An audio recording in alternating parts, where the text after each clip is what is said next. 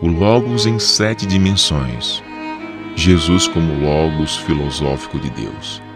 Se preparem, vamos lá, crente. Você sabia? O conceito de Logos apresentado no Evangelho de João, capítulo 1, verso 1 ao 18, transcende as várias concepções filosóficas e teológicas conhecidas na época. Embora o termo Logos tenha sido amplamente discutido entre os filósofos gregos e pensadores judaicos, João introduz uma abordagem única e revolucionária, identificando o Logos como Jesus Cristo, o Deus encarnado.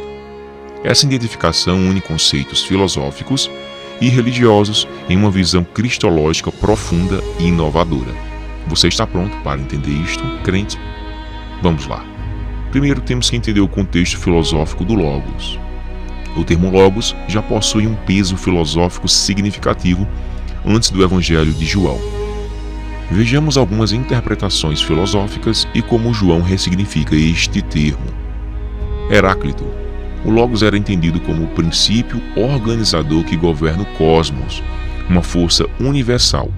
João, no entanto, personifica o Logos, declarando que ele não é apenas um princípio, mas uma pessoa divina, Jesus Cristo. Pré-socráticos e Sêneca. O Logos era a mente de Deus, uma força abstrata que permeava todas as coisas. João avança essa ideia, afirmando que o Logos se fez carne, tornando-se tangível e acessível. Sofistas. Para eles, o Logos significava discurso persuasivo.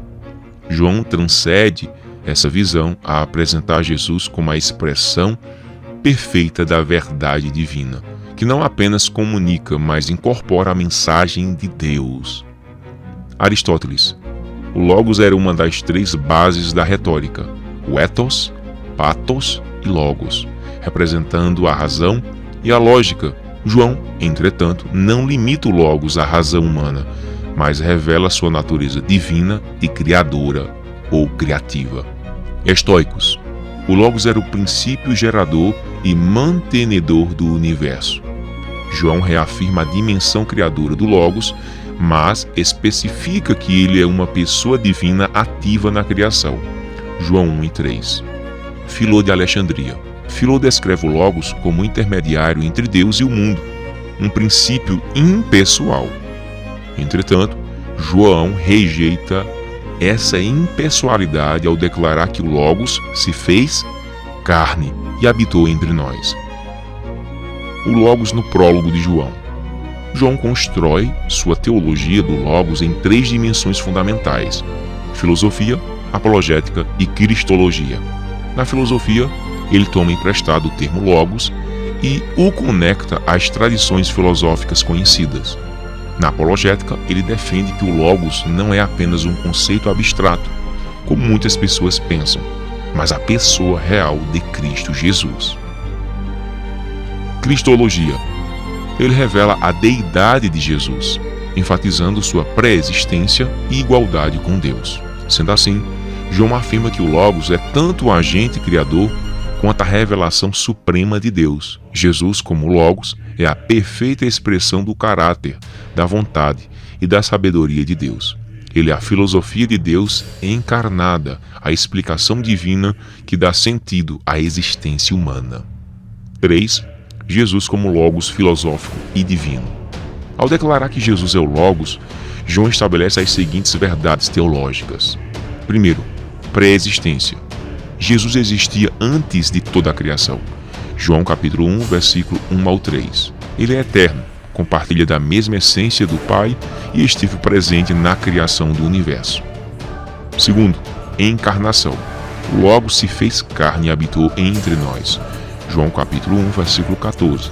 Isso indica que Jesus é a manifestação visível do Deus invisível, conforme Colossenses 1:15. Terceiro, revelação. Jesus é a revelação suprema de Deus. Ele não apenas comunica a verdade divina, mas é a própria verdade encarnada. João 14:6. Quarto, luz e vida.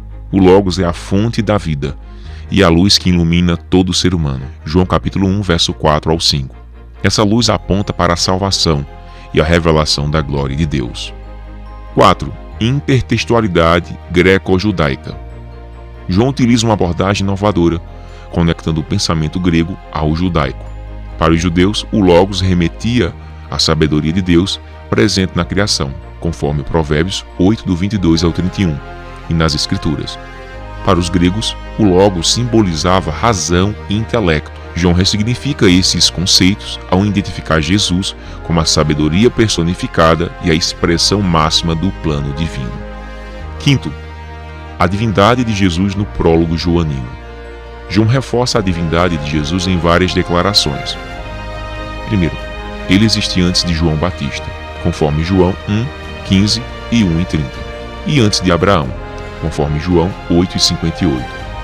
Segundo, ele estava com Deus na criação, conforme João 1, do 1 ao 3. E compartilha o status divino do Pai, João capítulo 5, versículo 18. Terceiro, ele é declarado Senhor e Deus por Tomé, João 20 e 28, confirmando sua identidade divina. Reflexão final. João apresenta Jesus como Logos em uma convergência perfeita entre filosofia e teologia. Ele é o pensamento divino encarnado, a razão pelo qual o universo existe e o propósito final da criação. Não é à toa que ele é o princípio e o fim, o alfa e o ômega. A visão de João é tão abrangente que transcende interpretações meramente humanas e desafia críticos e céticos a considerar a profundidade dessa verdade cristológica.